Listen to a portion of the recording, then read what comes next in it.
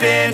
This is not a Christmas. This is not a Christmas song. This is not a Christmas. This is not a Christmas song. This is not a Christmas. This is not a Christmas song. This is not a Christmas. This is not a Christmas song. My neighbors compete to see who can put up more blinding lights. The kids all wish away the month 'cause they want presents in sight. This year had me so mad. I've been bad, got cold at.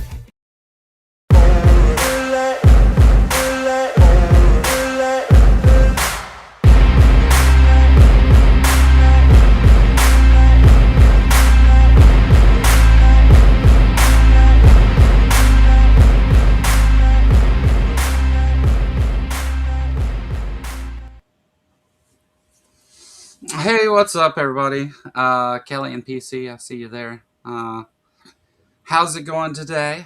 How are you, Miss Robin? Oh, I'm kind of under the weather, Yeah, that's what you said. I'm sorry you're feeling bad. so You I'm could have, yeah. not came and talked about how perfect our government is, but Oh, yes, yes. uh, I seen something funny last night on Jimmy Kimmel. He was talking about all these plaques that Donald Trump put up in the White House. I seen that. Like Uh, he never runs out of showing us what good taste is. who does something like that other than him? Like, A child, like I don't know. He's yeah, a very insecure. You would think a man. How old is he? Almost 80. What is he? I think he's getting ready to be 80. Okay, yeah, 80 years old. He's had pretty much you know a cushy life, very cushy life.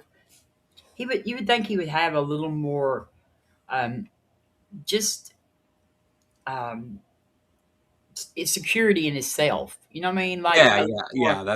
That's the I mean, thing. like I think I am have more confidence than he does. If I had a $1 billion and was 80 years old, I wouldn't give a fuck what like. I wouldn't care what anyone thinks of me, but that's the only thing he cares about. And he got elected president twice. You know what I mean? Like Yeah, yeah. especially if you were that dumbass and you got elected president twice. I mean, like he has a lot that he should be confident about, and he's still not confident. He's still Mhm. just an immature little. I mean, no wonder he Almost thinks like he everyone's a knows.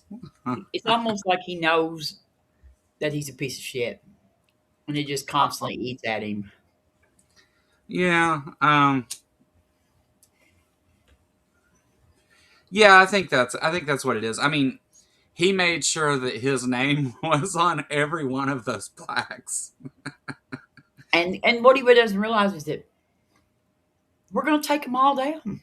Yeah. I Well, I mean, mean, sorry, you're going to disappear. it looks to me like he's like, he's making it his personal home. I mean, we know that he isn't going to leave peacefully no matter what. Like, that's so. I don't care how if he leaves peaceful or not, Yeah, as long as he leaves. I mean, like he'll leave one way or the other, even if it's in you know a box. yeah, yeah, I mean, eventually he's going to leave it. He'll leave one way or the other, and yeah, yeah. I mean, he. then we're going to delete all of his cartoon drawings and his crayon pictures that he's hung on the walls, and um, yeah, You think they'll? You think they'll take all the gold out of the Oval Office, yes, I or by think. that point will he have just like put gold leaf on the walls all the way around it? Let's be clear that it's not real gold. Like I'd say that if you're trying to find gold spray paint right now in the United States, I don't know. It may not. It may be in shortage. Well, I mean, between him spraying it on the walls of the Oval Office and the rest of MAGA huffing it, it probably is pretty tough to come by. Yeah. Ooh. The, yeah, man. Like the funny thing to me is I'm not really surprised by what he put on the plaques. Like it's just who like you couldn't put it on one plaque. You had to put two under every picture Nah, it's crazy, isn't it? because because you're such a windy old bitch that you gotta he just Ronald Reagan was a fan of his. Yes, Ronald Reagan loved him. I'm sure he did. Yeah, Yeah, because he always, yeah, no. And I mean, I'm not a big fan of Ronald Reagan, but no. Ronald Reagan is like, I would so be glad to have Ronald Reagan in place of Trump right now. Well, I mean, at this point, as far right as everything's moved, Ronald Reagan would look like a Democrat today. Yeah, yeah, he's Uh, a liberal compared to the Trump. Yeah, yeah, and the I think he was twice as smart. So, yeah. I mean, you know, although he although if Trump was twice as smart as he is, we might be in a lot more trouble than we are. Actually, that's the only like we've said before. The only thing that outweighs their evil intentions is their incompetency. yeah, yeah. They're a bunch of dummies. PC said Uh, Biden and Obama got two plaques. Well, that's good, isn't it? Like, he did him a favor there. I bet Biden and Obama both just smile like inside, knowing like how much they get under his skin. Yeah, I mean, it's and it's tough with him sometimes to tell what is the distraction and what is like just him being an idiot because there's very purposeful distractions and then there's somebody let Papa go off script like um and it's sometimes it's sometimes hard to tell They don't have to the be mutually exclusive, though. well right yeah there's definitely some overlap with the because the Epstein files are there's a deadline to release those tomorrow, which who's going to be surprised when they don't? Not me. um, I've Yeah, I've always said that I don't care who's in office or who controls what part of the government. Those the totality of those files will never see the light of day. They won't do it. Now, you know, I wouldn't be surprised if there's not a big push to get the mentions of Trump released, obviously, but um, there's this idea among Republicans that like, oh, well, Bill Clinton's in those files, and some whoever else is in those files, and like that because of that, Democrats are going to be like, oh, well, we better not release those then because we don't want that, but that's not the case at all. I want all them people held accountable. If well, I watched some like on the things that have been released so far, like the flight logs and stuff. Um, from what I was told, I mean, like this is not just like this wasn't just this was somebody that went over the files that just was trying to go by it. That Clinton is in the logs, the flight logs on the planes. yeah, But never went silent. according to Epstein's estate files, he never visited the island. He was on the plane four times, and it was used for um, Clinton, his foundation or whatever. I don't know if that's true or not. I mean, like I thought that they went there. I thought that they were. I know they partied with him a lot and stuff, or hung out with him. I know he was a big donor to the Clintons. Yeah. And I mean, not necessarily going to the island. I mean, I think we all probably think Clinton probably was doing. Wouldn't be surprised, right? No, I was not going to be surprised if he was there. Um, but it's like a lot of people are going to be in those files that maybe never visited the island, and then some. And I think that Trump likes to play up that only the Democrats are the ones that were actually there that were doing anything wrong. Yeah. Yeah. You know, there's this mistake that, like, we don't think Trump is the only piece of shit human being out there. There's No. plenty of those. And they don't tend to differentiate themselves by a political party necessarily.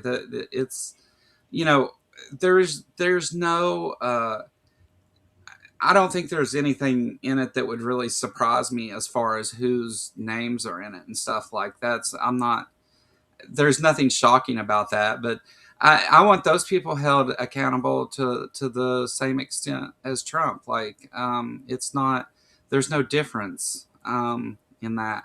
Only one of them is president, and if you know, well, I mean, we already know that Trump's in the Epstein files. We've known that since before Epstein files was a thing, right? Yes. So it's I don't care who's in it. I lock them all up uh, together or separately. I don't care. Like, uh, there's no excuse that's like, oh, that's a Democrat. Don't hold that one accountable. No, that's not the case. Well, Um, one thing I do know is that Biden is not in the files. Like we're pretty sure that Biden is not in the files, and Obama are not in the files. Like yeah. where it's not even. Oh no, I I don't don't. think there's any. I don't think there's any question about them two. I don't think they are either.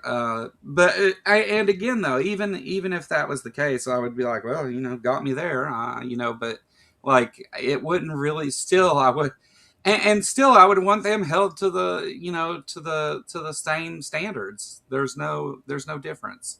Um, the Yeah, for sure, lock you up, Dane. Uh, but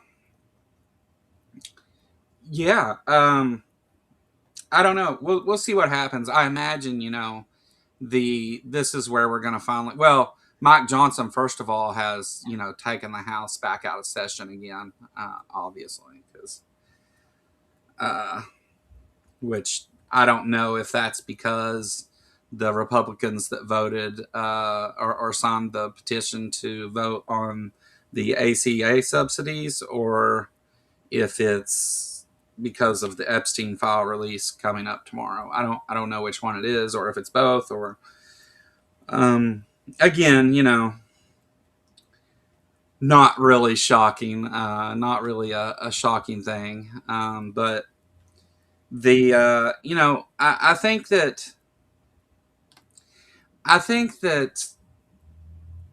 Pam Bondi and the Trump administration underestimates what it means that they passed a law demanding the release of the Epstein files. And I think then also a lot of people overestimate what that means, because obviously they don't give a shit about what the law is, but then there's also courts and stuff to try and force it and everything else. And it'll be a big fight, I'm sure, that'll be stretched out for probably the rest of the administration. But I mean, what do you do? That's you. At least Congress did something.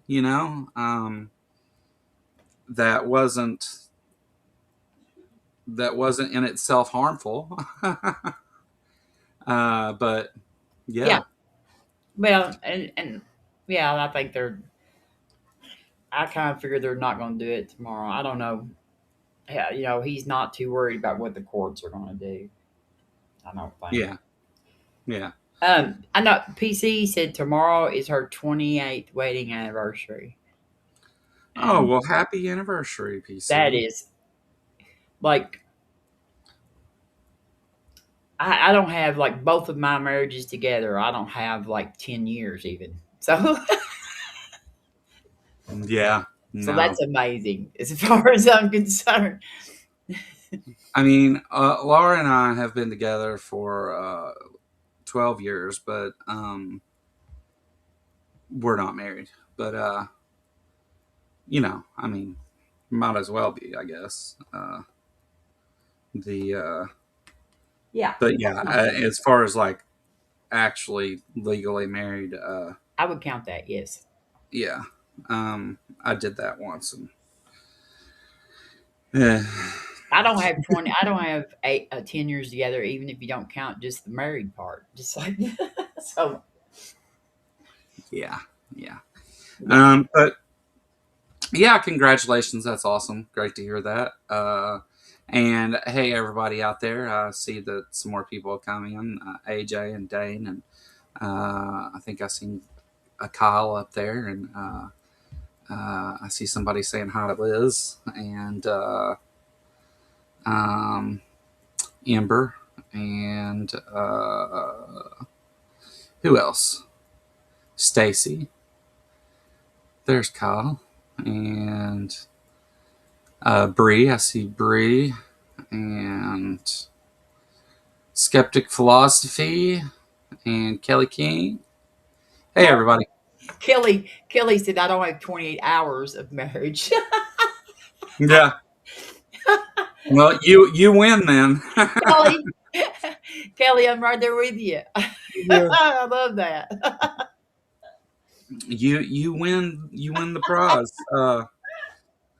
But Oh yeah, God. I mean, it's if you can do that, awesome. If not, whatever. Like it's I'm sorry, limited light. I keep calling you Dane because there's a feller named Dane, but Yeah, who has light in his yeah. yeah, I in his I just I name? just I'm looking at this through a ring light, and so I just kind of glance at it, and I'm sorry, my fault. Different person. But I think Dane is like the brightest light or whatever. Isn't that part of his Dane little is skit that he says, I'm the brightest light and the the darkest light, is what it oh says. okay. Something he's yeah. Dark light, dark. I don't know what the hell it is, but that it's not limited light. Sorry, my bad. Um, but yeah, you was probably like, why does he keep saying Dane, but answering the things that I say? Probably a bit confusing. That's okay though. My bad. Um, so yeah, Trump decided to address the nation last night. That was really Kind important of him. stuff. Yeah, that was good thing I mean, I wouldn't have known that he felt so highly of himself had he not done it. Yeah, and they said that I saw that they somebody wrote that speech for him. That was actually and like Yeah, his name was Donald. the speech writer must have like learned to follow. Yeah, I mean, I was like, how is that written by somebody else? But I reckon it was. But I reckon they wrote it in Donald's style or something. I don't know. Well, yeah, and I imagine it was more like, this is what I want to say, put it in complete sentences, because if you read like when Trump speaks, He never finished the without, sentence. yeah, so I imagine that's kind of what that was, kind of like the plaques, right? If those would have just been dictated from what Donald Trump said, who would care, because they wouldn't make any fucking sense. Yeah, they probably still don't make much sense. Yeah, But we killed some more people in boats this week, yeah. bringing I think the total up to 95, maybe. I think that's what they said. 90, 93, 95, something like that. Yeah, yeah, yeah. And They've we, officially called it a blockade around Venezuela now. yeah, and we've seized a couple oil tankers. Stolen. Yeah, Yeah. and Who's the pirates now? yeah, I yeah, mean, how is if you're in international waters, whether you're the United States or any other country, if you're in international waters, um, and you're stealing oil tankers and the oil in them, I mean, like that's piracy. yeah, yeah. Uh, We are definitely the baddies in this whole scenario. yeah, I had said something about previously where like when are these other nations gonna like start holding us as in the United States accountable, and start at least at the very least pushing back against Trump some, and I guess that they're kind of starting to do that. Uh, they're they're they're at least telling him he's full of shit. I guess not really doing anything yet, but I mean it's I don't know. I don't know if it's better if they do or don't. Really, I really don't know because I don't know what his reaction will be, and I would really prefer that we didn't go to war with our allies. But you know, Yeah, I yeah, also yeah. And you know, I don't want to go to war with anybody, but I definitely right, don't want to go to war with like Canada and you know, like even if we were going to war, we're on the wrong side. I feel like. right, yeah, no, and it's a difficult situation because it's like we are aware, you know, most Americans are aware that what Trump's doing is horrible and everything, but at the same time, like you don't want war because nobody wins. Then, like you have, Trump's going to go sit in a bunker somewhere, and it's going to be Americans that pay the price for it, and our soldiers that pay the price for it, and I mean, you don't want to see that either way, but maybe that's some of the thinking of not provoking him, because I mean, I guess just left alone, although he does a lot of evil stuff, the incompetence comes through too, whereas um, that's not as great a thing when he's provoked against you, right? So Yeah, I don't know though. It's obviously war is the worst outcome, but I just I don't know what that looks like either, and it's but you also don't know, when Trump decides he's like, oh, I've decided I want the UK or whatever. and if you notice, he announced though like a big bonus for like a lot of military people. Yeah.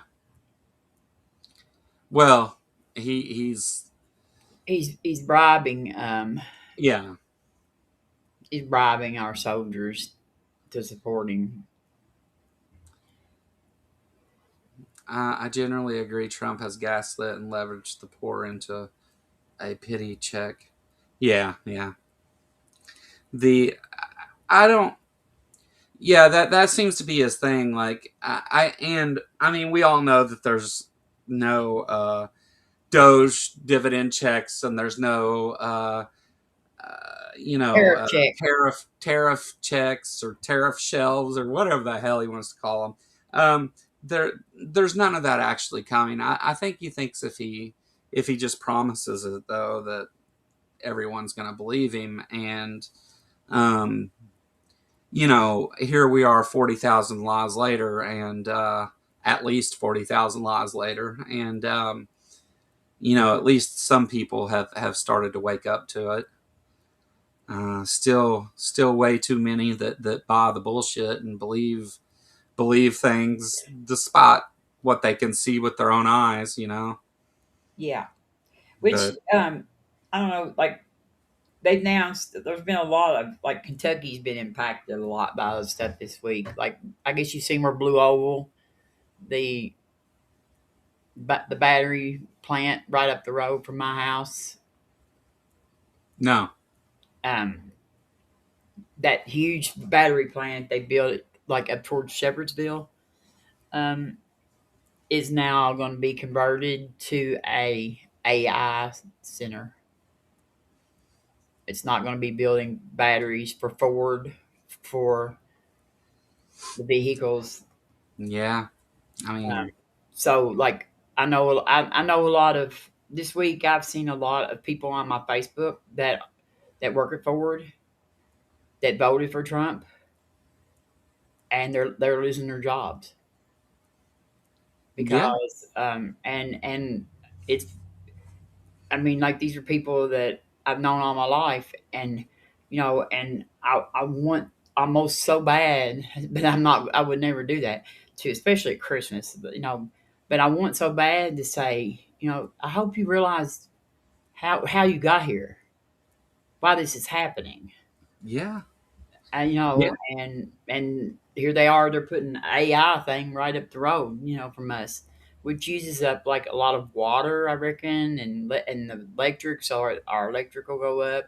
I think PC has this same issue down there hmm around her home. So, yeah, but this was supposed to have provided 1,700 jobs, new jobs for the state of Kentucky, and now yeah, those jobs are gone, plus some of the jobs at Ford in Louisville that also were going to be building the vehicles that were going to be using those batteries.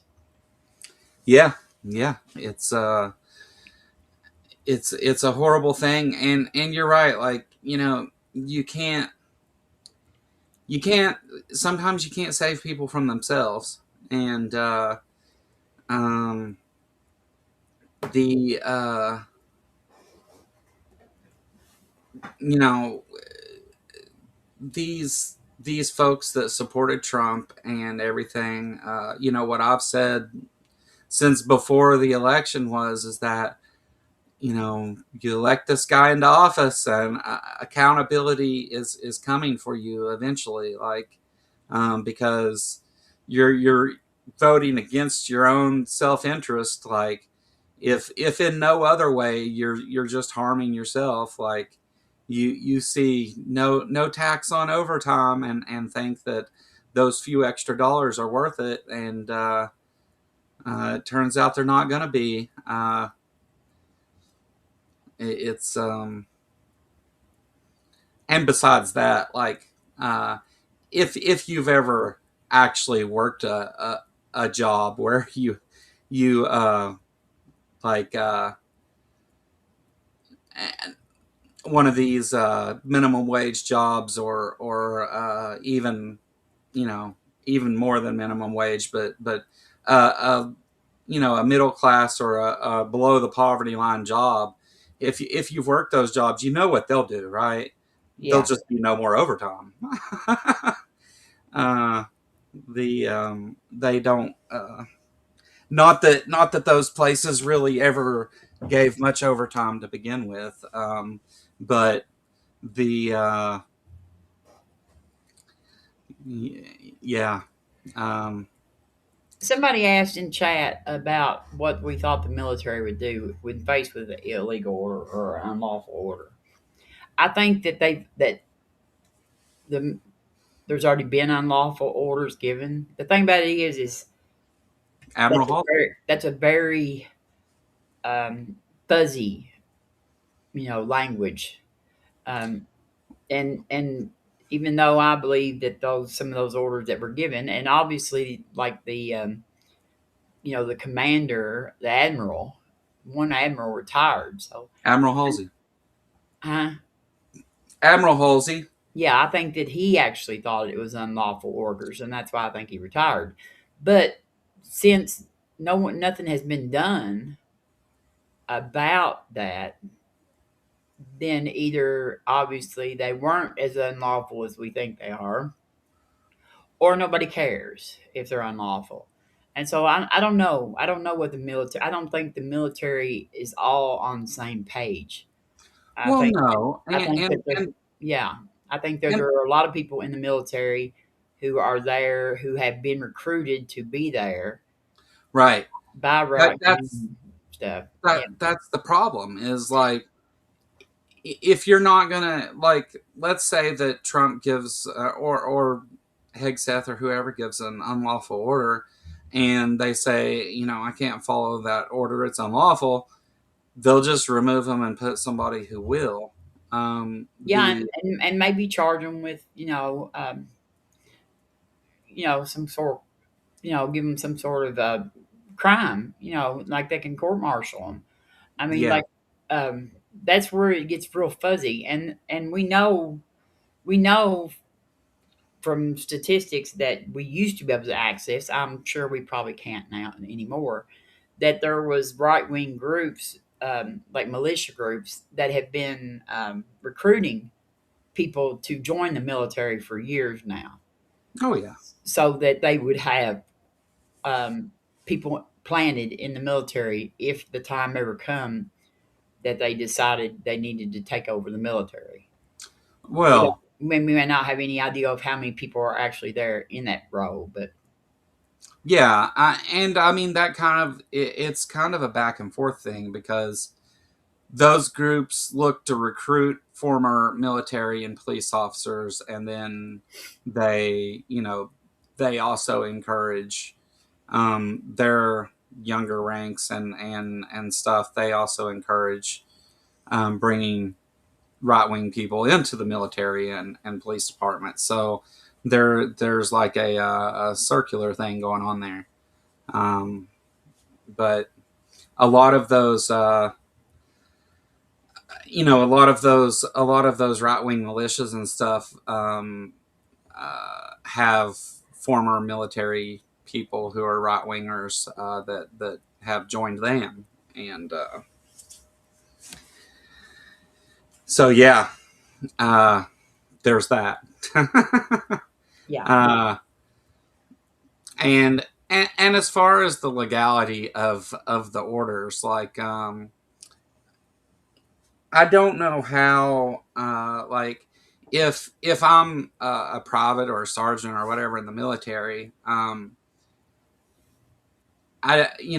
not. I don't have the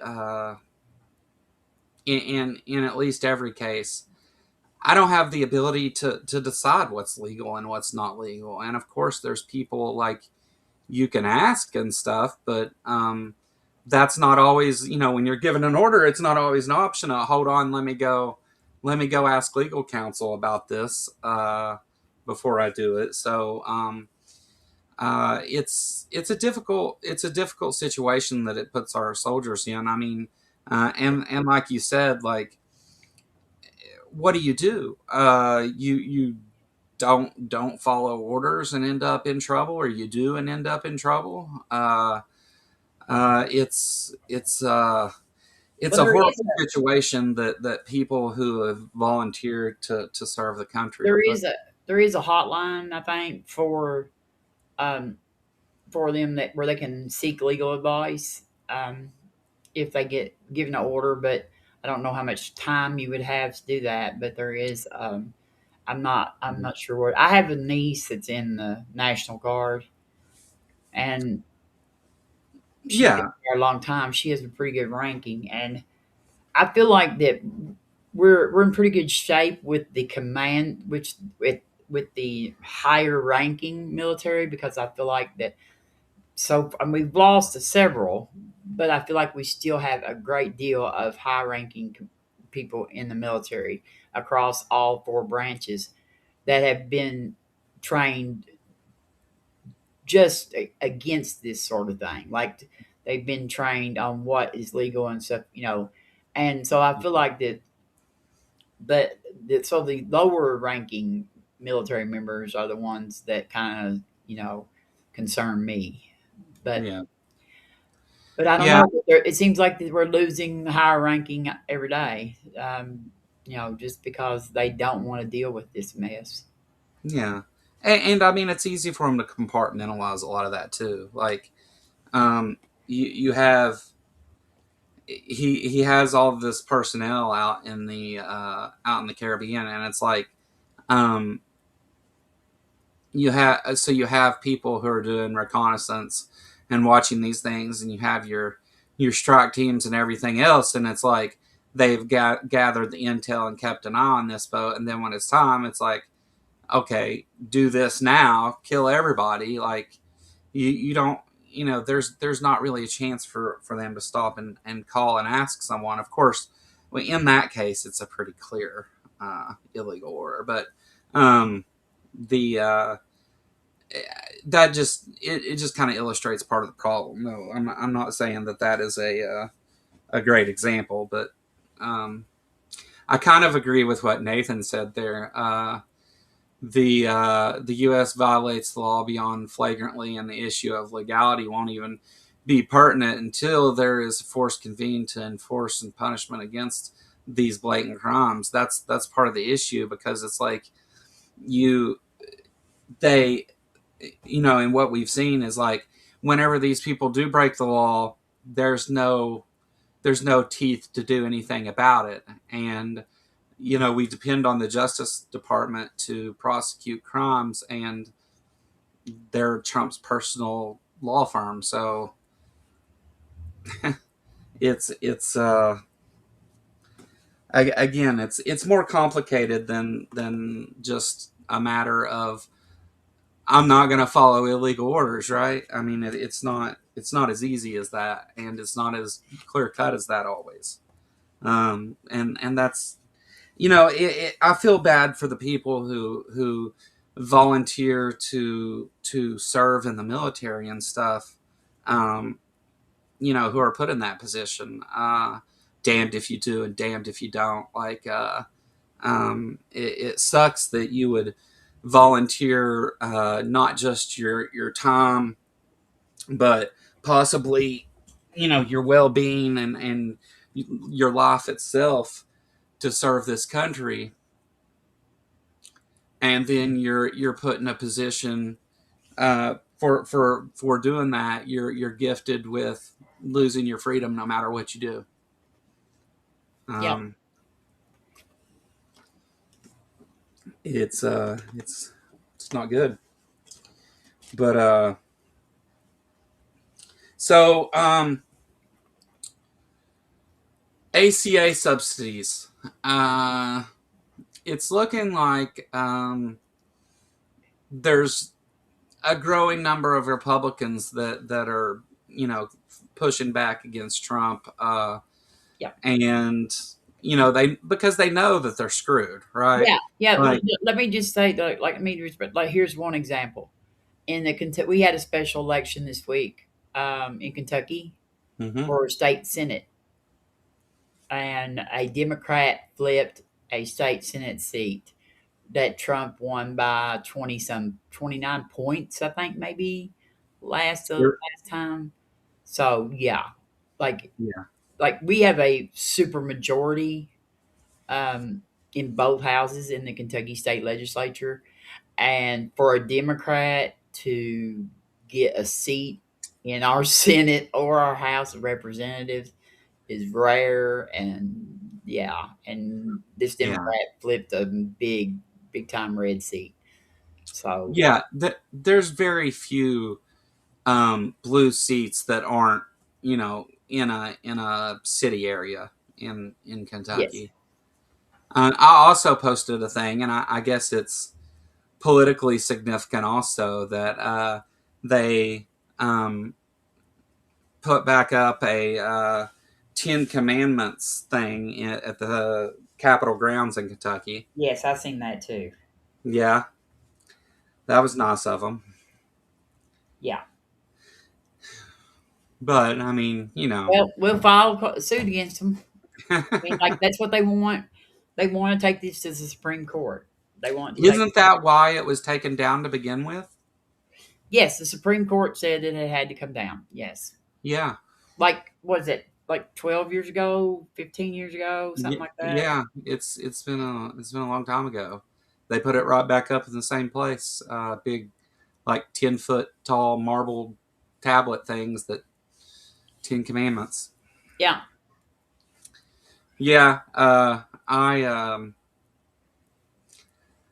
I'm a and I'm sure that like organizations like FFRF and stuff are already aware of yeah. this happening. But Well, I mean, they're wanting, like when I got to see, I don't know, and y'all know who, but I got to go visit Andrew Sadell last week yeah, in Nashville. He wrote The Founding Myth, Why Christian Nationalism is Un-American, and he wrote um, The Crusade, the Supreme Court's weaponization of religious freedom or whatever. And two really good books. He's a constitutional lawyer. He used to work for FFRF. Now he works for Americans United. He's argued cases in front of the Supreme Court defending the separation of church and state. And I asked him about like the same sex, the marriage equality case with Kim at Davis. And I asked him, I said, "Do you think they're going to revisit this?" And he said, "Of course." He yeah, said that the reason why that the justices refused to take that case to hear that was because Kim Davis's case was such a mess, because she has four husbands and she cheated on this one with that one and got pregnant with another one while she was married to another one, and like it's a big mess, and that was not a good case for the justices to use, a good clean case to try to overturn, you know, the marriage equality. yeah, Um, yeah, so he thinks that, and they're looking for cases to bring like right these because all of the in Texas and like that right there, the other states, the judges have been striking down these Ten Commandment laws because they do go against the precedents that is set by our Supreme Court already, and so only the Supreme Court can change that, really, and set a new precedent. And like we've seen that this court does not care anything about you know what presidents we've already had. They don't care. yeah. They Stare decisis means nothing to these justices. yeah, yeah. They don't care. The another, that, and that's just one of many ways that things are just broken in our government, that has to be addressed, and eventually anyway, and taken care of. There's at some point you have to. I mean, you obviously, well, you can't go and say, well, we have to just change this. We have to go outside the law to change it, while arguing, for the rule of law and the Constitution and those things. Yeah. So, um, Well, they're going to, this new, they use our current justices, the conservative ones, use a made up legal theory to decide these cases oh right, of originalism and textualism, which is a completely, pretty much made up legal theory, relatively, in the last 30 years or something like that, to decide these cases instead of using pragmatism and it's they can go back and say this historically, that this was historical, but they can't even do that, because actually if you ever studied the history of the founding fathers and the all of the writing of the Constitution, you'll know that the Ten Commandments and the Bible and prayer and stuff were not part of our founding. yeah, Actually, it's like intentionally not part of it. So yeah. There's, I mean, to like they want to say that, well, they want that these things originated with Christianity or the Bible or the Ten Commandments or whatever, and that's really, and then say that it's founded on that because it's in the Bible. Whenever it's like, well, even if it wasn't, does that, like, do you need the Bible to tell you not to kill people? Do you need the Ten Commandments to do that? Did people just run around, killing each other and thinking it was okay before the Ten Commandments came Remember around? Christopher Hitchens. Remember he used to make this point all the time. Hmm. We were Yeah, all running around doing all of this until we got to Mount Sinai. yeah, You know what I mean? Like, it was like, no. yeah. There's no, but that's the, when you can't see past your own book and stuff. I guess that's where you end up. And you know, but and even then, it's like, well, they want to claim that when it's not true, and it can be shown to be not true. Those founding fathers, there's plenty of writings where they talk about this, and but Yes. that doesn't fit the narrative. So it came from the Bible. They did it for Jesus. Um, But but if you want to fight, like, argue with people against this though, and you want to debunk them, get the get his book, Andrew's book, The Founding Myth, and he provides you with every bit of information you would ever need to debunk any of those lies.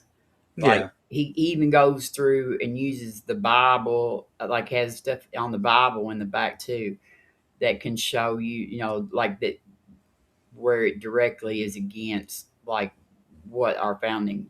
It's amazing. It is just like a complete and thorough debunking, which is yeah, why Greg, Locke down there in Tennessee decided to use a blowtorch to burn it when Andrew sent him a copy that time.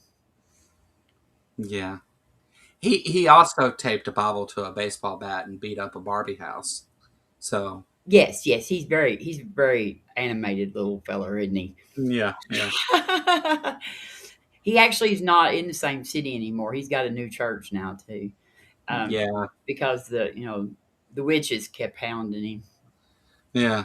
They run him off because of like zoning laws or Oh something. yeah, Was there was a lot. His neighbors hated him. There was just all Yeah, kinds of stuff. But because he has a little compound, like actually with people, it's sort of like and there's people outside the church. When I reckon when you go to the church there's people outside the church with AR-15s guarding the doors.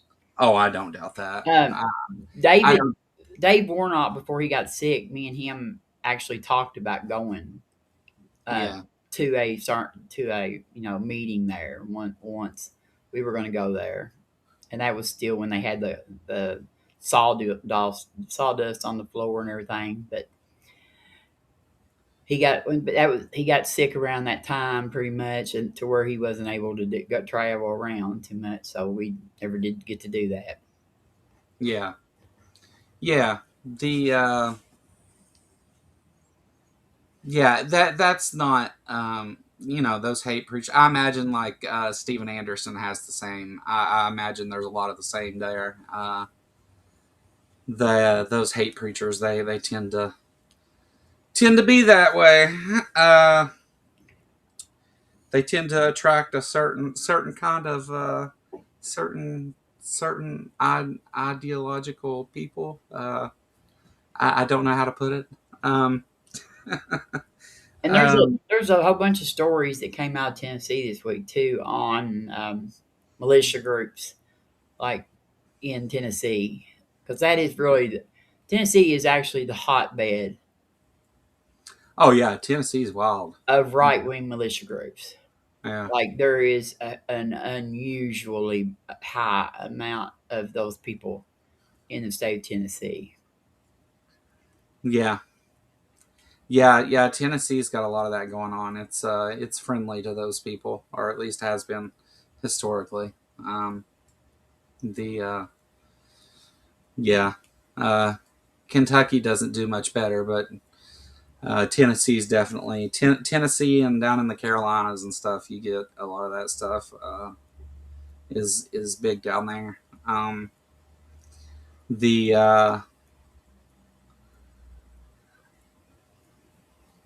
The the hate groups and stuff that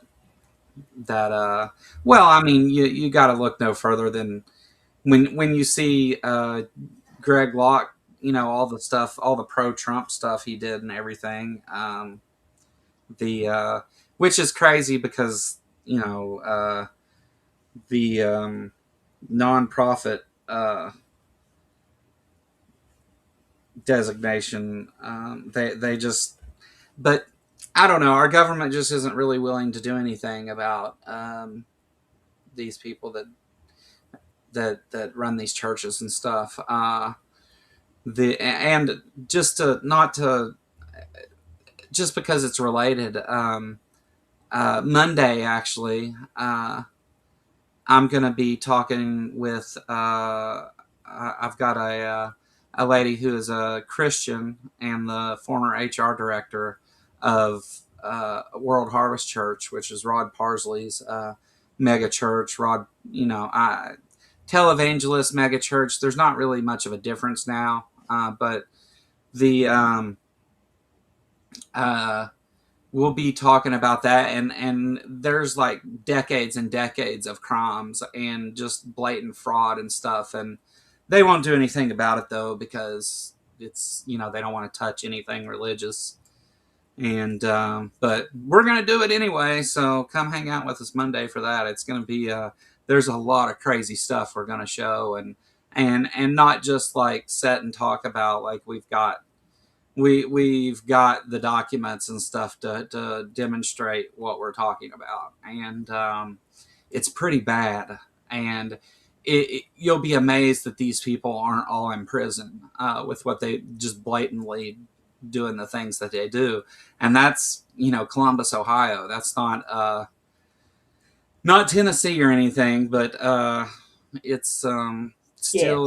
still they've rather than putting people in prison, instead they opened an accredited college. But anyway, that's Monday. We'll talk about that stuff then. Yeah, Um, that's not even Confederates. That's a bunch of Yankees up there doing yeah, yeah. that. The it's bad stuff.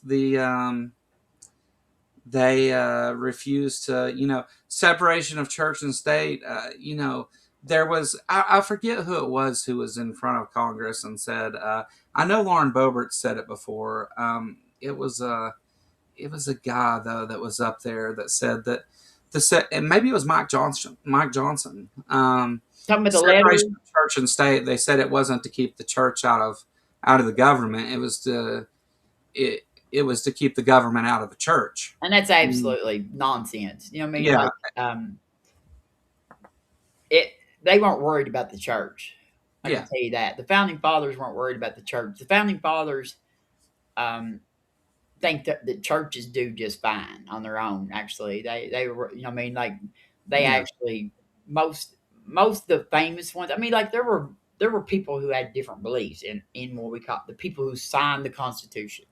yeah, All those people that had. There was some that were very um, for having, but the people who wrote those documents and drafted those documents, the main, the main founding fathers that we consider, and the most important ones, the ones that actually were responsible for our documents, for the Constitution and stuff, were totally against, um, like religion and government being together, and they had very good reasons for that. And they'd seen they weren't they were not against religion though. I want to point that out though. oh They, no, they were believers and stuff, and they well, were that, some but of them were, they yeah, some of them were believers, and some of them might not have been. But this is what they were. They were very, and they were under the impression that the average American, the average citizen, was uneducated enough to have morality without religion. Yeah. And then, I mean, this is in their own personal writings and stuff.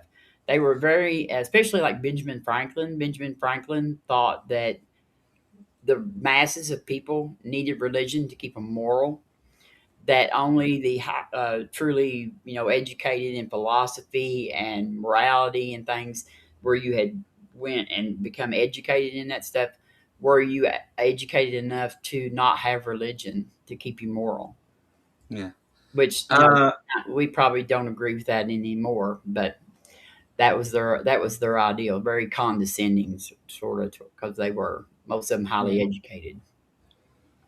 Mage Grey Wolf, even if it were to keep the government out of church, how could that function as a one-way street? I think it would function exactly as it does. That's what we see. Church is all up in the government, but the government's scared to death to touch the church. I think you would end up with exactly what we got. That's not the way it's supposed to be. That's not ideal, especially, but I think that it could be worse, and seems to be heading that direction if Yeah. we're gonna let it. Aunt Jer said Benjamin Franklin wasn't the pinnacle of morality. I agree, Aunt Jer, but Yeah, like this he was absolutely, like, he made a lot of money, like, printing off Bibles. And yeah, I would absolutely say that Benjamin Franklin probably was an actual atheist, even though he never came out and called himself that. He probably would have considered himself more a deist, but I'm not even sure that Benjamin Franklin believed in a deistic God, actually, when it came down to it. But yeah, he thought that he was definitely one of the ones that thought that common people needed religion.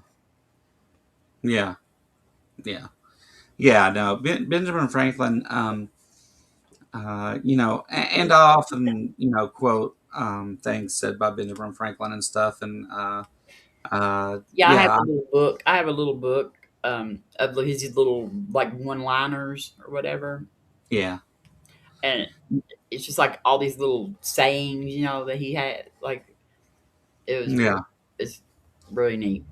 yeah. No, Benjamin Franklin was not the the most wholesome fella, but No, he was smart, um, at least about some things.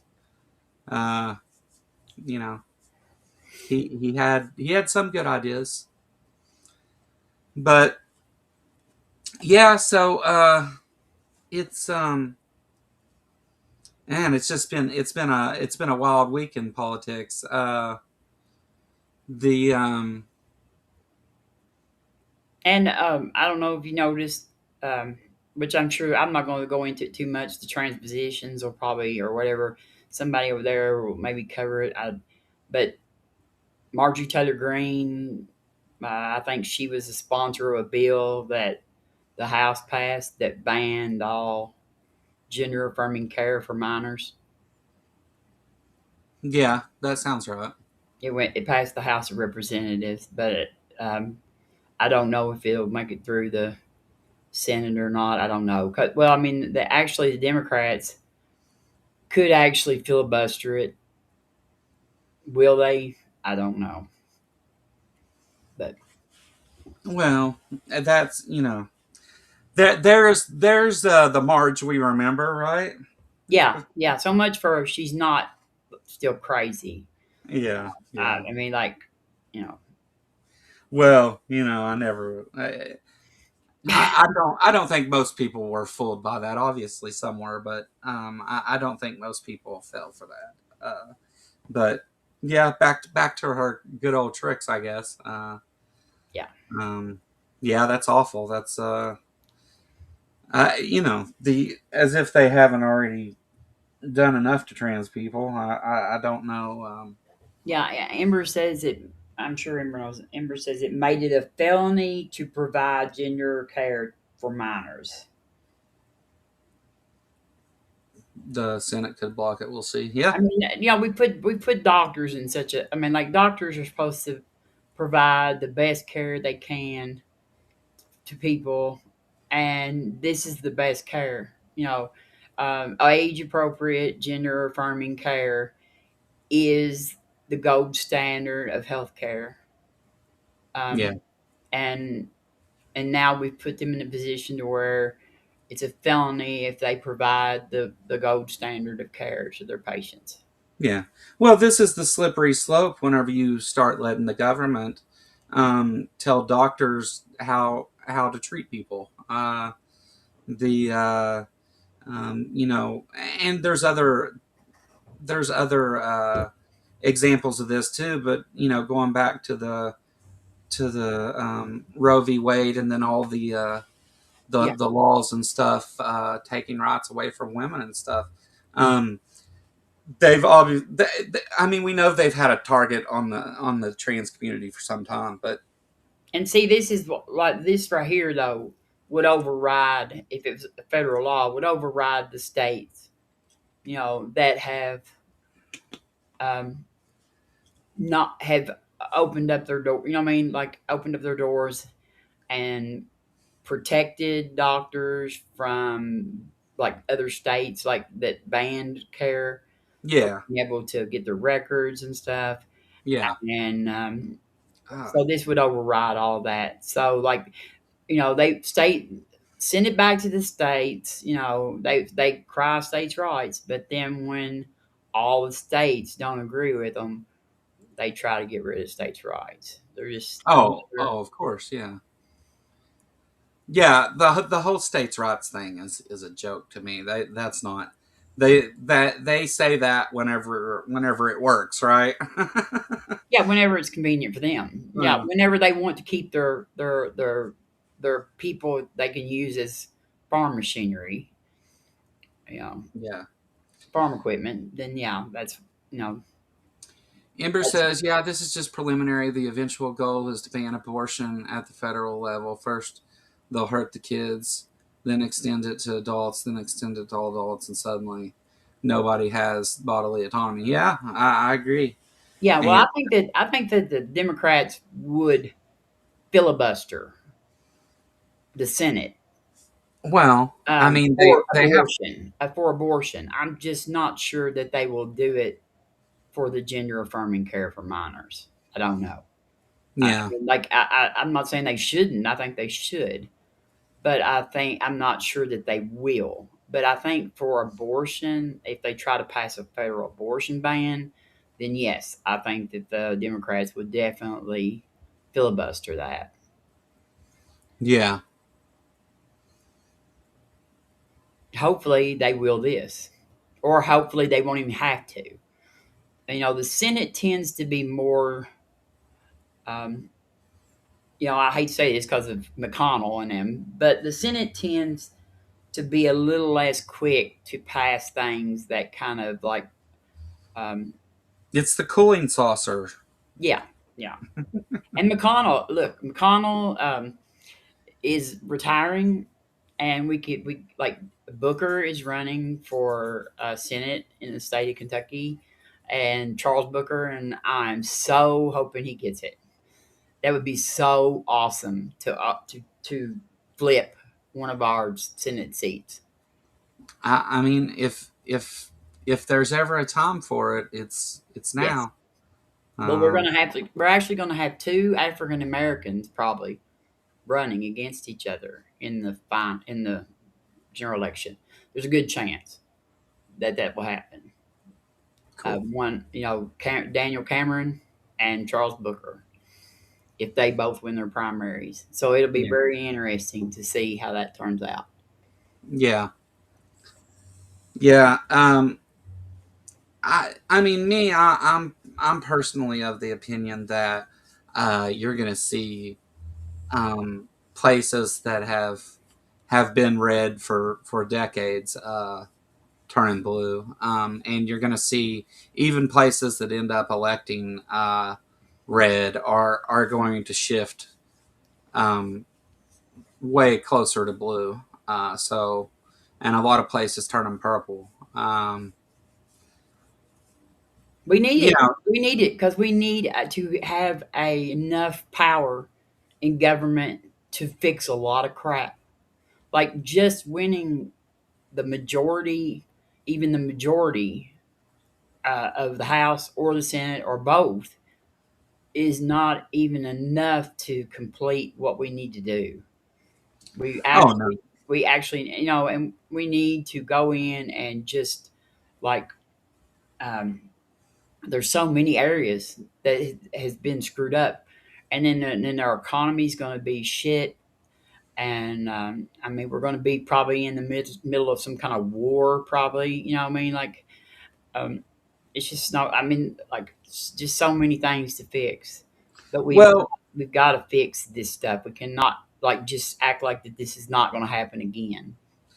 right, and also if you look historically at what's happened, and I hope that enough people have woken up and got at least some enough um, civics literacy to to see how this has occurred before, where Republicans come in and destroy everything, and then that pays off once Democrats take office, and then they catch the blame for it, and Republicans come back and destroy everything that you know just got done getting fixed, and take the credit for a better economy and things. I mean, that's Just like exactly what. Trump, yeah, like Trump did when he come in.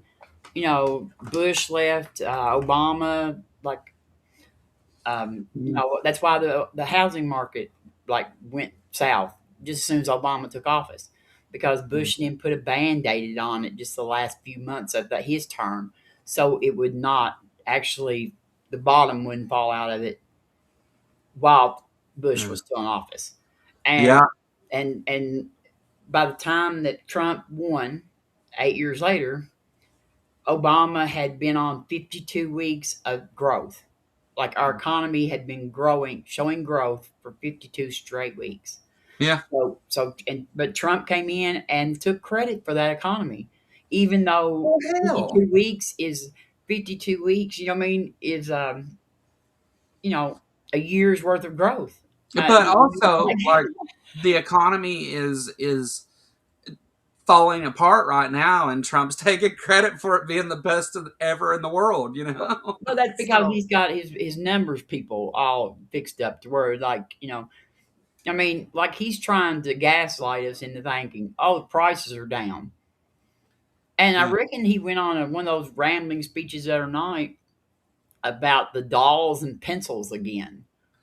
yeah, You remember when he said that nobody needed more than 30 dolls or whatever, and yeah. they didn't need a lot of pencils, and he brought back that stuff back up again, which is who uses a pencil?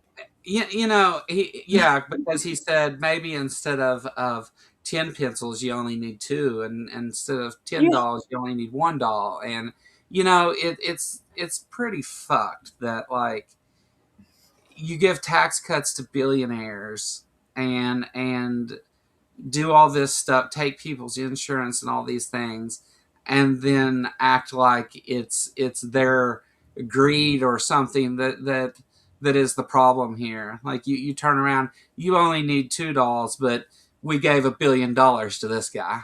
Like, it's and I mean, I hoped that people are able to look at it like that. And see it that way.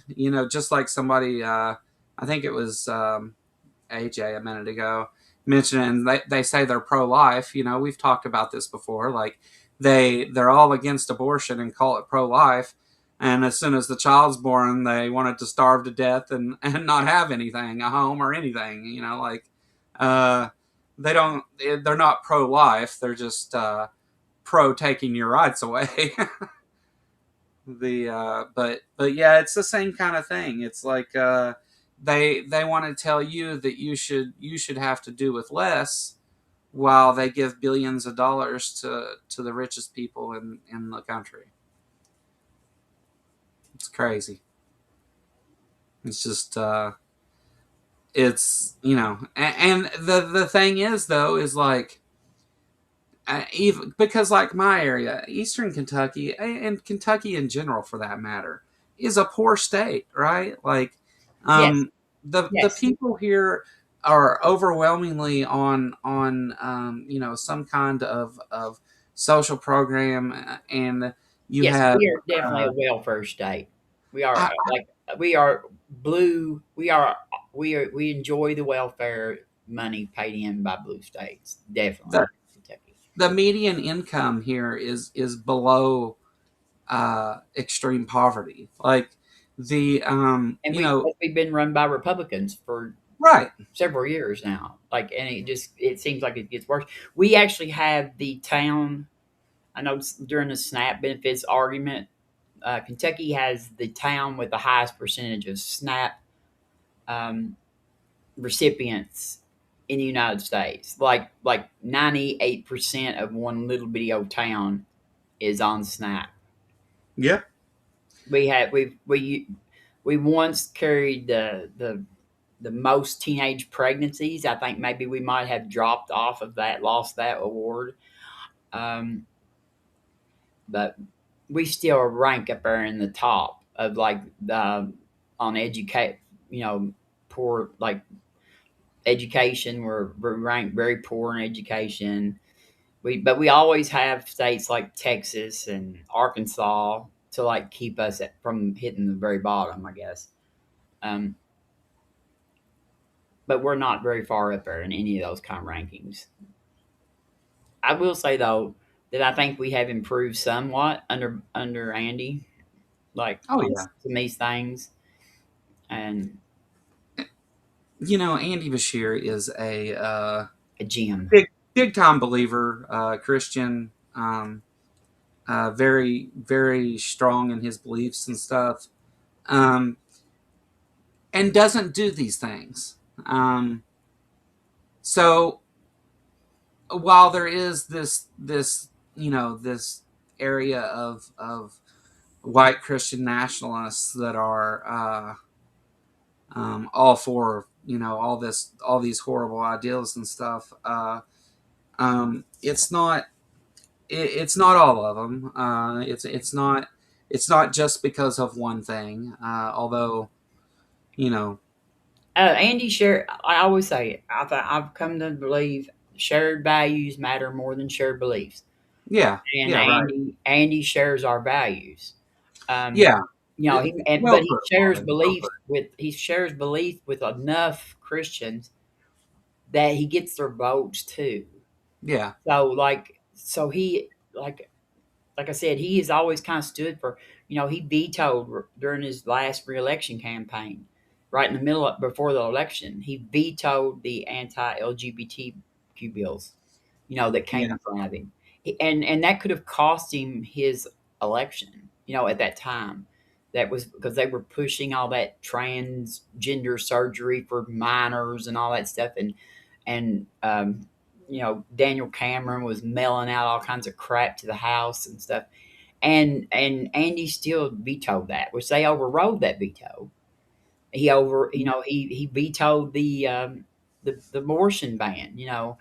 They overrode it, but he still stood by his principles when it came down to it, and that's why yeah, he runs for president. I hope that the atheist community will not be turned off by the fact that he does bring up his religion a lot, because I do believe the man votes shares our values, whether he shares our beliefs or not. He shares our values. yeah. No, I agree. The he's not he's a Democrat that the the Christians can vote for, and I think that that's a strength for him where he's at. I obviously don't agree with with his beliefs, but yeah, like you said, his values are more important. That was better than what I was saying. What I was saying was not going to make much sense. Well, that's all. I um, mean, and I've been saying that for a while. I don't know, and I've noticed that and maybe I got it from him and didn't remember that Andrew said that the other night in there. And because I've been saying that for a while now. I've been saying shared values matter more than shared beliefs. Yeah. And I think, and I noticed that Andrew said that. So I wonder, I might have took it from him when I listened to him speak once, because I've listened to him a lot. Like he comes on sometimes and is with Matt on, doing shows, and I've heard him speak several times. So not in person though, but that was the first time in person. But I may have gotten that from him. I may have stolen it from him. So, but I think it's true, because we all know non-believers in our that we are aware of that do not share our values. There are several specific non-believers that we are all aware of that share none of our values. They align with the Christian nationalists. They align with the right wing, authoritarian bunch. They align with you know the the people with the X, that they align with all those people, and and they're non-believers, and you know they don't share values with us at all, except for they just share one lack of belief, and that's about the only thing that they share with us. And I don't have anything in common with those people. In fact, I think they have less of an excuse to be that way than probably a believer, because they shouldn't be using the Bible or any kind of childhood indoctrination to back up that. So I even cut them less slack than I probably would a believer. Yeah. Yeah. Sorry, I was dealing with something. I know, I see that. That's I all don't right. I know. can talk. You know what I mean? Yeah. If you don't care, give me just a second. Let me go fix this Okay. because it needs Um. to be taken care of now. Okay. Okay. Be Well. right back. Um. In fact, I don't know. Like, it's.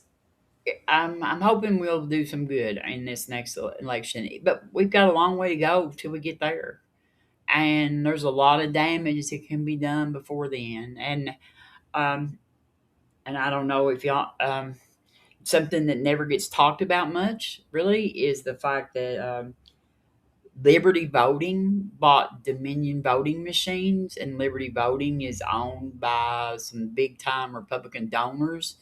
So I have no idea what that's going to say for the our elections and how secure they're going to be. And then, of course, we have a lot of the Supreme Court decided that the Texas could go ahead and use their gerrymandered maps, which may or may not turn out to actually benefit them, because they they took some red districts where they had a lot of lead and a lot of cushion in those red districts, and they kind of like watered them down to where they barely have a small points lead in each of those districts. So in theory or in hypothesis, they could actually end up losing seats, because maybe if there's Democrats that live in, or some blue voters that live in those districts that have never even bothered to go vote, because they knew that their district was so overwhelmingly red that they were just wasting their time. Maybe they will feel compelled to get out and vote this time, and because they might have a chance to overturn some of those seats. So that's just what we got to keep. We've got to keep that in front. We've got to push for the um, Democrats who stay home. And I know not everybody's Democrats on the left. Like on we're not even actually the. But I'm gonna say we're the left and the Republicans are the right. But Democrats who stay home elect Republicans, and that's just the way it is. And I know that not everybody here is crazy about the Democrats. I know I'm not either sometimes. Um, but we have two parties that are, one of them two is going to win every election. You know, so you either can get, Democrats who are, yeah, sometimes they're not very good, sometimes they're wishy washy, sometimes, or the Republicans, which I don't know. I don't know how even a choice. Like, um, as I always say, that's like the choosing between syphilis and the crabs. So, you can decide which venereal disease you would think you would rather have than syphilis or the crabs. Um, yeah, we've got to do something. At least the Democrats um, seem to be more supporting of the rule of law right now than what, and hopefully we can get some of them to push for, like, to get rid of stock trading in the house, in government, because we got Nancy's leaving. So some of the big ones that have been, like Nancy kept us from being able to ban stock trading for years in the government. She just always blocked that, and she'll be gone. And like AOC, I would love if the Democrats do take control of the House. I would love to see them put AOC as Speaker of the House, because I think that she is someone who fights.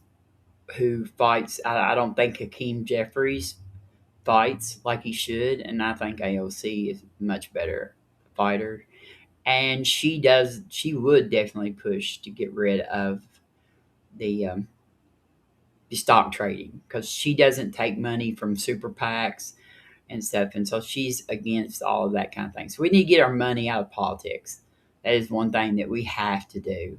As long as we leave money in politics the way it is now, we will always be fighting to try to protect ourselves from this this type of thing happening. It will never stop, because these billionaires, they want to be in charge. They want, they want to be making the decisions for people. They want to decide what to do with our bodies. They want to decide what kind of economy we have. They want to decide, um, and they're not ever going to be doing things that are beneficial to us. It's always going to be something that benefits them, and it's always going to be their morality they're trying to shove down our throats, their beliefs, and and they're not going to care if we have health care, because you know it's a lot cheaper to just force women to have babies than it is to um, give us health care. And yes, Maya, getting money out of politics. I mean, like, if we do not get money out of politics, we will never get over this.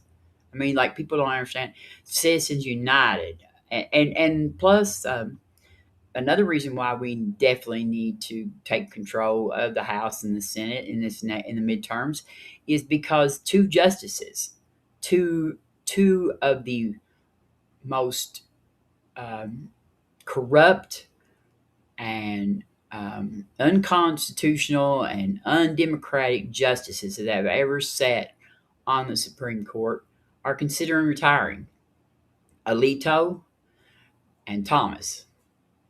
And we cannot afford for Trump to be allowed to nominate um, two more, and I won't even say conservative, two more right wing nut jobs to our Supreme Court, because these are not conservative justices.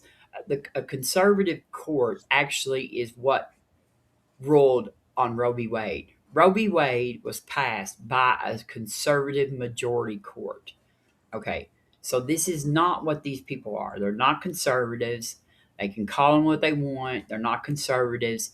They are authoritarian, and they're crooks. They're just, corrupt crooks. And not only, I mean, I would like to see Thomas actually and Alito both. I wish we could see them get impeached, and maybe even but I would love to see Alito impeached. Actually, I mean, like Thomas is probably more corrupt money wise and everything than Alito, but I actually have a just personal dislike for Alito that goes so deep, and I would just love to see him impeached and removed from the bench. But it won't happen. But I can dream about that at night. But we cannot afford for them to put because, believe it or not, you know they can find some just as bad or worse that they've got sitting there that they've been training in these think tanks that they do at these law schools now. And yeah, we can't afford that. We got to get that Supreme Court straightened out. We've got to put some term limits on it. We've got to expand it. We've got to. Senator Whitehouse has a whole plan for reforming the Supreme Court, which would like change the term limits and it would change. Like every president would get to nominate a new justice because you have 17-year terms and they would rotate around. And so it would be um, to where nobody could ever nominate three justices like Trump got to. That just wouldn't happen. And of course, McConnell retiring will be a a great moment to get him out of it because we all blame Trump a lot for what's going on right now. But if I would argue that my senator Mitch McConnell is probably the one person that is most responsible for everything that is going wrong with our country right now. He, Yeah. yeah, he is the person that holds the most accountability for what he's done. I mean, like He set all this up and made yes, it all possible yes, and he could have impeached Trump. He could have let Trump be impeached. He's the one that stole the Supreme Court seat from Obama. He's the one that pushed Amy Coney Barrett through at the end of Trump's term. He has done for years. He is the one that helped put Thomas on the bench. He's the one that put, Kavanaugh on the bench. I mean, like so yeah. I mean, I think that he is probably the greatest, um, like traitor, un-American person that has probably in our lifetime has ever lived. Like I think he's worse than Trump because yeah. he actually knows better. Trump, I, I'm I not don't sure know. Trump knows the Constitution. I'm not sure Trump knows anything about how government's even supposed to work. McConnell does. I don't know if I would say he's worse than Trump, but I would say that he definitely holds much of the blame here, right? Yeah, hold on. Like in ways he's worse than Trump, I guess. I guess that's he's somebody who actually knew what to do with power, right? Like Yeah, and he's actually a person who's been in the position to he could have impeached Trump, but even if he didn't impeach Trump, they could actually be doing their job and minimizing what Trump is doing right now. Like the fact that our Congress, that our Senate and our has gave like let him nominate these incompetent idiots for positions and confirm them, like Pete Hegseth and RFK and stuff. Like even with Trump's nominations, our senators should have been a guard against these people getting their confirmations, and it wasn't. So he's complicit with everything Trump does, as far as I'm concerned, yeah, and he's made it possible with what he's done. yeah, yeah. He was. Uh, you know, I remember after January 6th, whenever Mitch McConnell spoke out against what Trump had done, and Lindsey Graham too. Those are two at least that stick out. Yes. And then spine. immediately showed Spine. their lack of a spine Yes. in turning right around and saving him, and then you know doing worse than that. Not just that. I mean, you could have saved the guy. You know, made some argument about retaining power or whatever. You'd have been wrong, but like, Yeah. I you, mean, you could have done that without the other stuff. yeah. According to everything that everybody says about the Senate, that there was more than enough votes, more than 60 votes to Yeah, impeach Trump, and and McConnell convinced enough Republicans to not vote for impeachment. yeah. That it failed by what, 2 votes? Was it 2 votes that it failed by? I think they Has got 58 votes, and they had to has have Trump 60. deported his wife yet? Huh? Has Trump deported Mitch's wife? No, Oh, no. okay. And she worked for Trump, I know. and she resigned though on January 6th. She turned in her resignation letter too, Yeah, um, which is why he said all those racist things about her. yeah, yeah. That's what I was referring to. Yeah, Once again, another Republican senator who continues to back Trump, even though Trump has insulted his wife. yeah, Yeah, just like Ted Cruz. You know what I mean? Like, yeah, yeah. I liked Jimmy Kimmel was making fun of Ted Cruz last night, which he does often, but yes. that was funny too. Profoundly unfunny is what what he called I him. mean, like, I remember when you remember right before the election. So this is when Trump was not in office. It was his birthday, and they came. The senators hosted a birthday party for Oh him, yeah, and they all and wore red and, ties. and they brought him in to there, and the camera sitting there, and like Ted Cruz and Lindsey Graham are both like in front of the camera, sort of, the camera's watching them, and Trump exits the room, and they're all clapping, like all the senators are clapping while Trump's there. Okay, Trump turns around and exits the room, and Lindsey Graham immediately stops clapping as soon as Trump exits the room because he knows the show's over. Yeah, Ted not Cruz, Ted. Ted Cruz, however, realizes that the camera is still on him, and even though Trump's not there, and continues to clap all by himself for like a matter of seconds after everybody else has quit.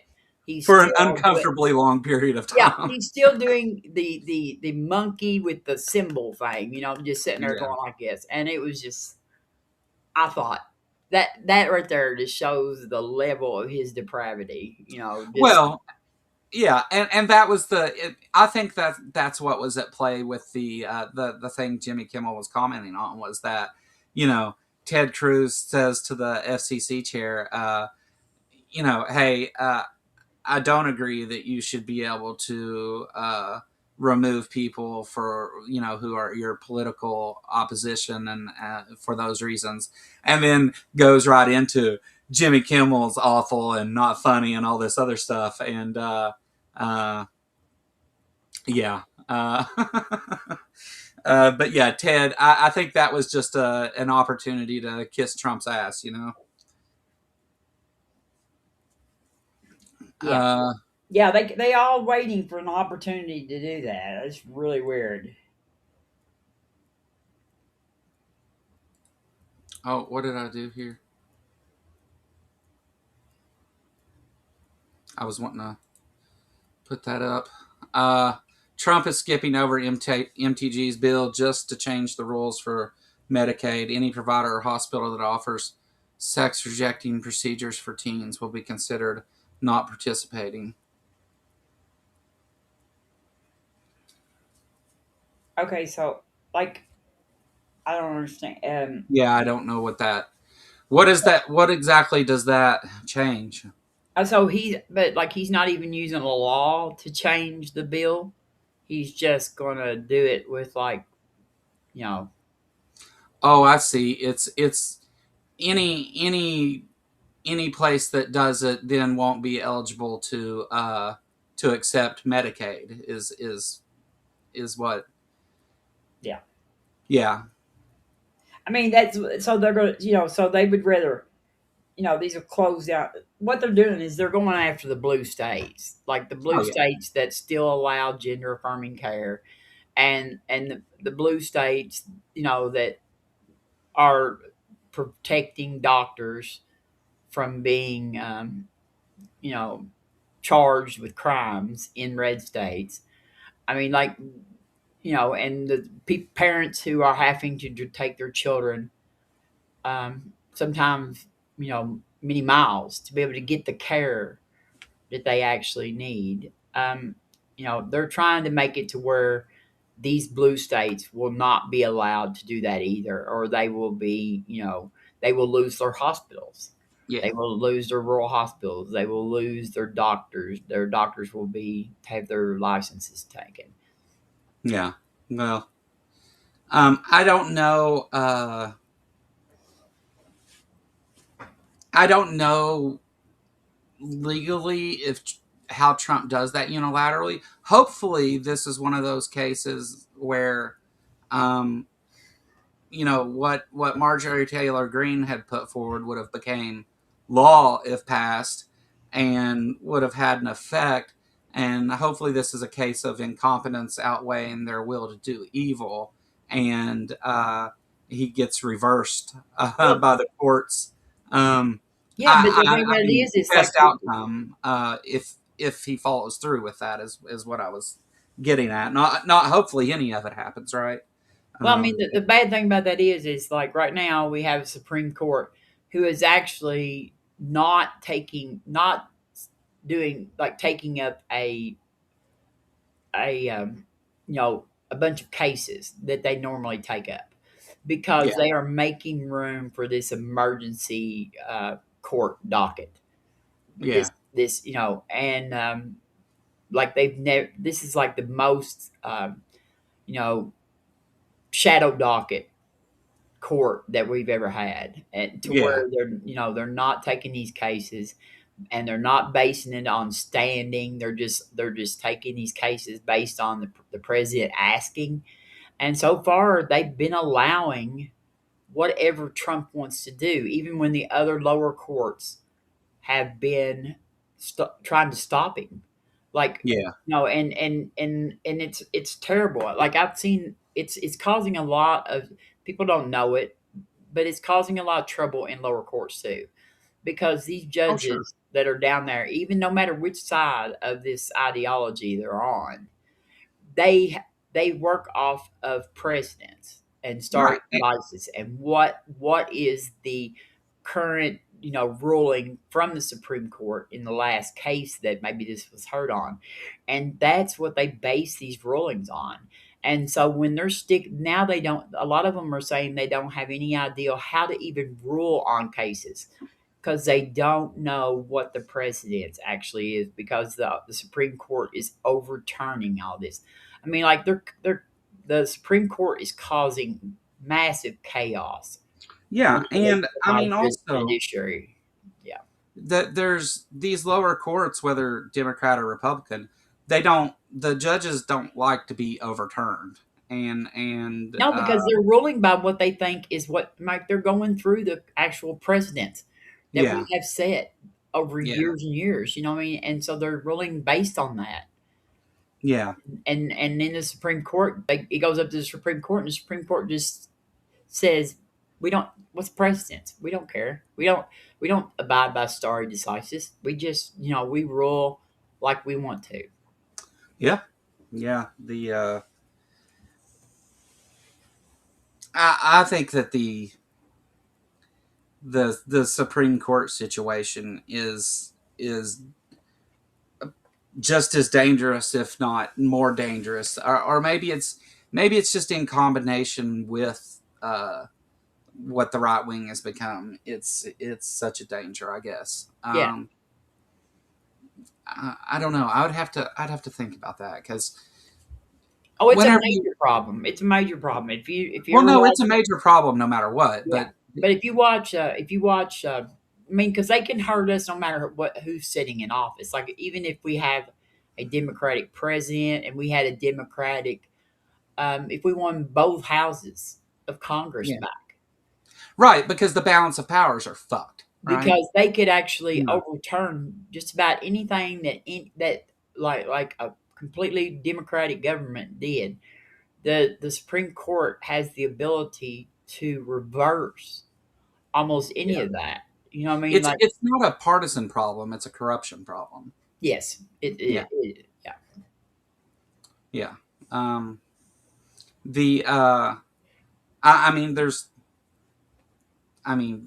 problems with having a Republican court, but the Supreme Court, that's not supposed to matter anyway. It's the corruption that's involved in the buying decisions and yeah. things. And all these justices have been trained by the Federalist Society, and the Federalist Society is a think tank, that's been around, and they have a legal theory that they have been pushing on law students for years in law schools. They go into law schools and they recruit people into these legal theories of originalism and textualism. Yeah. That is not, I mean, like Stephen Breyer wrote a book about this, Justice Breyer, and like he completely debunks, he shows how useless this legal theory is because it suits their what they want. You know what I mean? Like it suits the corporations and stuff like the oligarchies. It suits their ideology of how they want things to be by going back Yeah. to just reading the Constitution like it's like we're still living in 1789. And Yeah. It makes me wonder who thought it was a good idea to allow the Supreme Court justices to decide their own ethics rules, right? Like, yeah, well, because we uh, never, I mean, but we really, I mean, I guess there is times we have had something like this. We have had this, like that. That's one thing I learned from watching Heather Cox Richardson. This is not our first rodeo with this attempt, this type of attempt to take over our government completely and do this. This is not the first time this has happened. We went through this just prior, like around the time of the Great Depression, and all just right. it was the same thing, and we went through this back in the early 1800s, and so like this has been an ongoing battle, and but for some reason we don't ever fix the weaknesses that get exposed in these when this happens. There's a lot of correlation to the 30s and Yeah, 40s and I mean, if you look at when the Democrats took power of the House and the Senate, and after the Great Depression and everything, we had there was I think what 60 years or 50 years that the Republicans did not have control of both houses ever in 50 years. The fact that we did not address some of these issues and like put in some different control mechanisms to prevent this speaks a lot to the failures of those Democratic leaders that we had right then. And we don't need to let them do that again. yeah,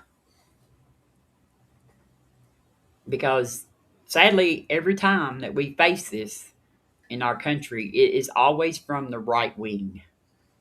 Always. It always comes from right, whatever party the right wing is controlling. I mean, like, because we all know that the right wing used to control the Democratic Party back, in around the Civil War. So and on up into some of our modern era. But whatever party is considered the right wing, that is who is always responsible for this. It is not ever a left wing takeover attempt. yeah, yeah. Sorry, I was I know. Even yeah, though most people don't consider Democrats left wing, I'm speaking from our bird. You know what I mean? Like, let's just say, like, we have a bird has two wings, and so one of them has to be the right wing and one of them has to be left wing. Even though Democrats would not be actually considered left wing, most of them wouldn't be. Well, right. You move the window further to the right, and the Overton window continues to move to the right. I'm hoping that this beating that the Republicans are going to take in these midterm elections will kind of shift things back to the left somewhat, Yeah, and the Democrats don't settle for all moving more towards the right to just for the sake of that's why I said we have to get rid yeah of, like, we don't need Hakeem Jeffries running for representatives. We really don't. yeah He is um, he is just too moderate yeah, too moderate yeah for to be in charge of what we need to do. I would love to see AOC get Speaker of the House. Actually, I would love that. yeah yeah And we need a good Democrat in charge of the Senate too. I mean, like, I would like to see Senator Whitehouse maybe be yeah. majority leader if the Democrats take the Senate. I think he would be a great one. Why is chat not moved in forever? That's weird. I don't know. Maybe nobody's talking. Maybe nobody's even here. Is there anybody even here? Well, I'm showing 20 people here, but Because you know, not nobody's speaking. I was just making sure nothing's messed up here. yeah. I mean, because like There it is. my little solo rant may have made everybody leave. Everybody uh, went to sleep. Maybe they went to sleep. well, I was doing some stuff in the background, and I was afraid I'd messed something up, and like we weren't hitting YouTube or something. Yeah, it's okay, guys. I was just I thought I messed it up. Yeah. Uh, okay. I thought something was up because it had been just going right along as usual, and it's odd to see that many people here and the chat not continually rolling through. I've done put them to sleep.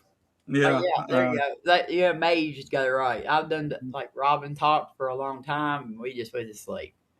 Yeah.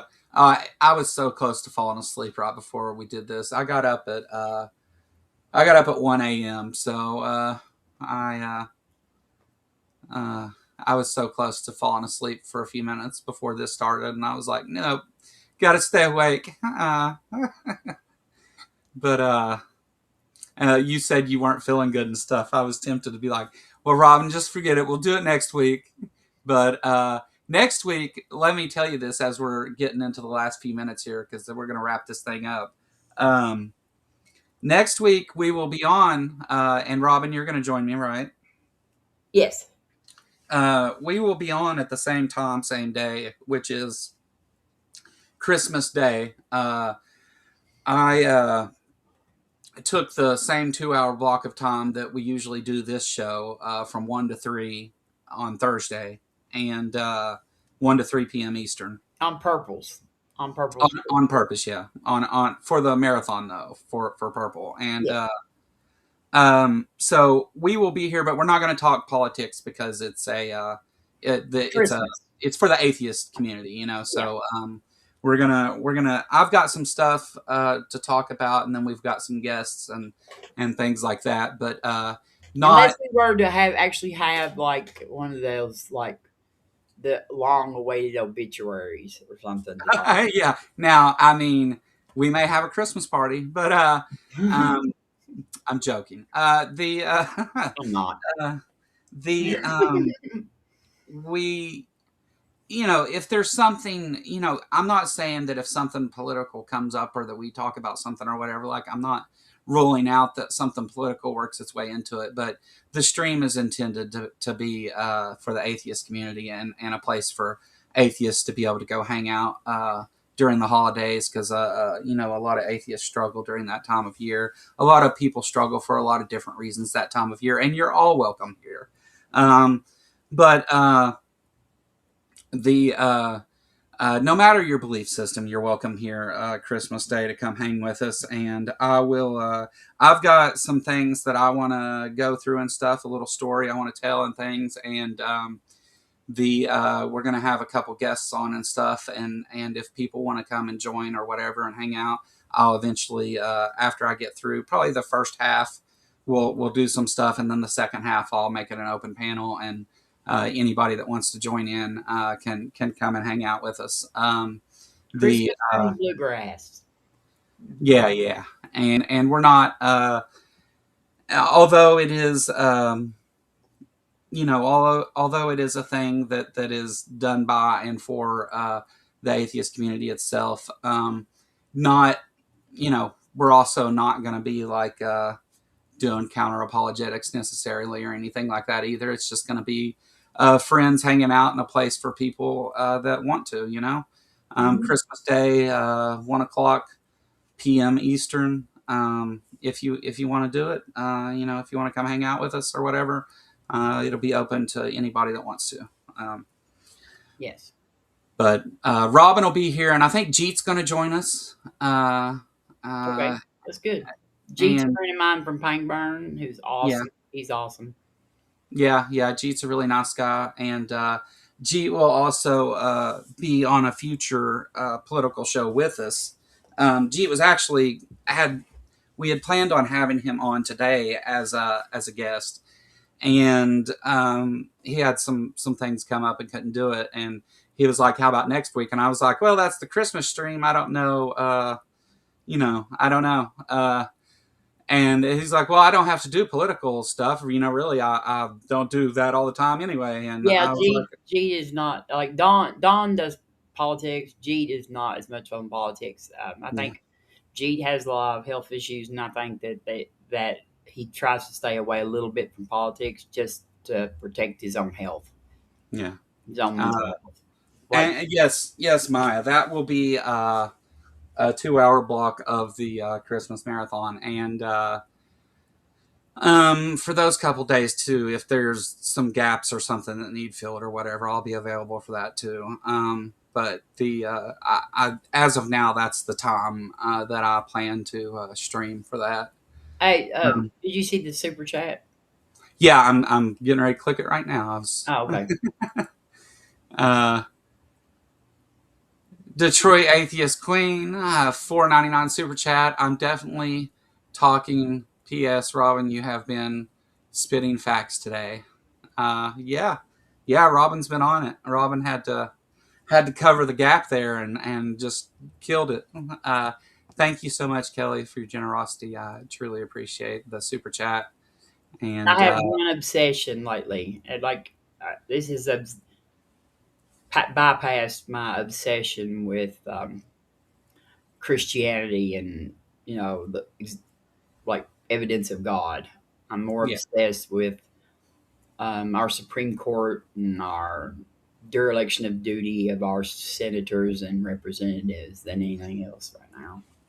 well, and we've talked about this before, but I think that there's been a real reason of why a lot of the atheist channels and people who consider themselves to be part of atheist activism or whatever it may be, whatever you want to call yourself. I think there's obvious reasons that there's this overlap and that you see a lot of atheist channels talking about this kind of stuff and becoming more political.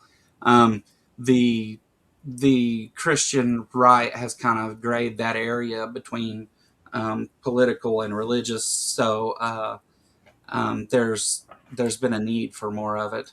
Yeah, Um, if Maya said that Purple said this is going to be the last year, and if Purple decides not to do it, maybe we'll just have to some of us will have to take it up.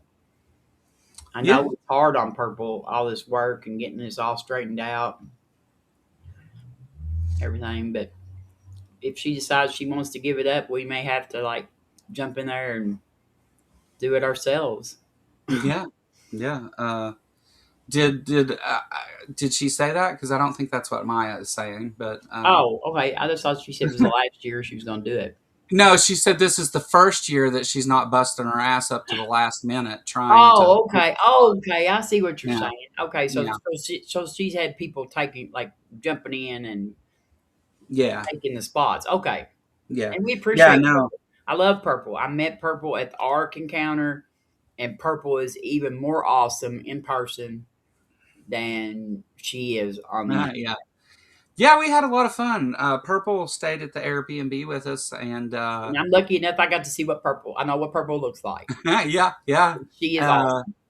I promised her I would not take pictures and share on the screen, but yeah. Uh, she is she, as beautiful outside as she is on the inside. yeah. Her and Sinister Porpoise both arrived a little bit later, and got to stay with us and sit and for those of you that were there, of course, but I mean, we sat and talked for hours and hours and hours about different stories and different things, and just had a good time getting to know each other, and Yeah, um, and Purple and Porpoise and myself and Jay ate breakfast at the Waffle House. yeah, Yes, so that was interesting because Jay had never been to a Waffle House before. So really yeah, yeah. So neat. we had Yeah, I fun. stayed home and we ordered pizza from somewhere. Even though we had ate pizza earlier, I just didn't. I was so wore out. I just had to rest for a little bit, and I couldn't make the trip.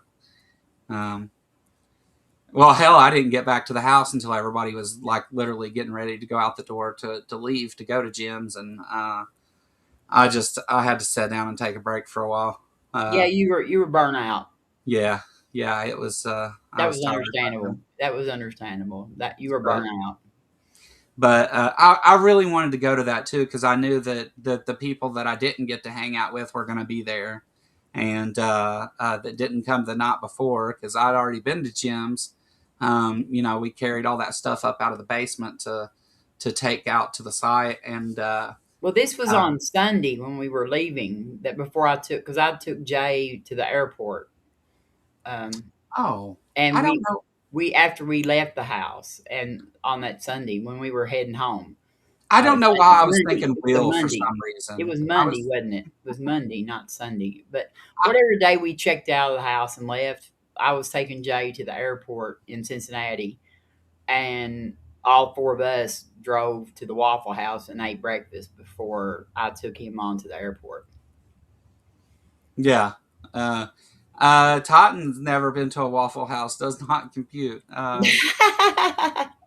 Never been to a Waffle House does not compute. It's a lot better if you want to see some interesting stuff. It's a lot better to go at night because that's when all the Oh god, yeah, fighting and yeah. But yeah. Go about 3 a.m. but it's a good place to get a good fast breakfast. Lots of Yeah, grease, like yeah. yeah, yeah. I used to go and just get a big plate of hash browns. Yes, that's what I eat. Those Yeah, hash browns. They have yeah, this smothered, covered, whatever it is, hash browns. yeah. How's that even possible? Yeah, I know. I was thinking you were saying Will for some reason was with you. I don't No, know no, why. no. Me and Jay and Will we went to up there together to the on that night. Yeah, Went the game night and everything, and Kelly and them were there, and we all played that game, and that was when that me and that Will got in a knot over me coming up with 86-47. yeah, yeah. Will wasn't prepared for you, Robin. He didn't know how to all of his because Will's very smart, but Yes, he all is, of and I his love Will. intelligence and I love things, he Will. I just love Will. I think he's awesome. But he he just was like, he wanted me to name one thing if I had a wish that one wish that I could do to benefit humanity. And I sat there for a little while and I said 86-47. mm, And he lost his mind over that. And and he even looked over Jay and he said, she wouldn't get rid of racism. mm. She would get rid of she would 8647. What do you think? Jay said, well, I would have to think about that for a little while. So Yeah. then he was like, mad at me and Jay both because we both were neither one of them were giving the answer that he wanted. Yeah. Yeah, it was funny. Yeah. He that was the first thing when he came back. He was like, Joe, I just don't know what to say. I don't know. And I said, he came and told me the conversation, and I was like, dude, she's fucking with you. Don't Yeah, like, we were both trolling him a little bit, but yeah, yeah, because he really thought Jay would like be appalled at my answer, and Jay was like, yeah, "Well, I would have to think about that for a little while." Yeah, yeah. He yeah, I was he trolling him. it was a lot of fun. Will was great. I talked to Will just about every day. Yeah, he's a good So guy. He is a yeah, good. yeah. But uh, anyway, let's get out of here. So uh, let's Thank y'all for see, coming. huh? I said thank y'all for coming. Yeah, yeah. Thank everybody for watching and hanging out with us and talking and stuff. Yeah, I and a see that happy some of them, anniversary to PC and her husband. 28 years. yeah. Awesome. Happy anniversary to PC for sure. The I see that some people's already made their way to the next stream. The um, we have again, Robin will be here with me next week, but not political stuff. Not solely political stuff anyway. The I'll be back Saturday to do the stream that was supposed to take place last Saturday uh, with Barabbas Jones on his book um, about the mythicism topic. It's not really mythicism in the way that you think, but still it's but we're gonna give away some copies of that. So come hang out for that. And Monday, the big stream exposing World Harvest Church and televangelist, megachurch pastor Rod Parsley for his lots and lots of decades of crimes. A different Robin will be with me from the channel Megamaniacs, and all that information will be put up and stuff when we get there. But yeah, that's going to be a big show. That's going to be an important one. We're going to put it all together, and we're going to show the problems, and maybe even whenever it's done, send it to whoever we need to send it to, FBI or whoever, to take a look at it, because there's it's bad. It's real bad. But anyway, all that stuff's coming up. Thank you everybody for coming. If you like the show and you're not subscribed, please subscribe.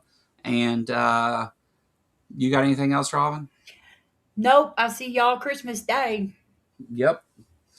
All right. Thanks everybody. See ya. We'll play the Christmas thing again. What do you Yeah, say? play the Christmas thing. I like it.